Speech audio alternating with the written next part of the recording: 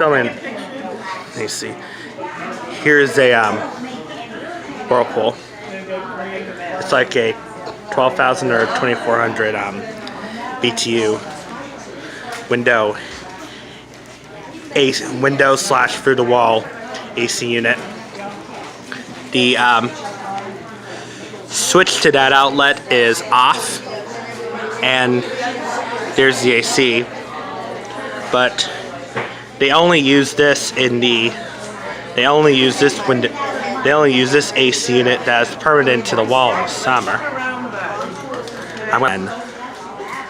There's both of these fans that I have filmed before. Those are two 52-inch Emerson heat fans. Both of them are obviously free-bladed. I'm gonna go to the next AC. Excuse me.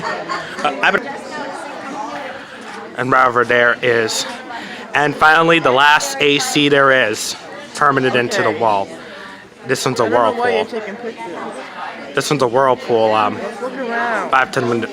This is a Whirlpool 1200 or 12,000 or 24,000 BTU window AC. And the thermostat switch to that outlet is set to the heating position.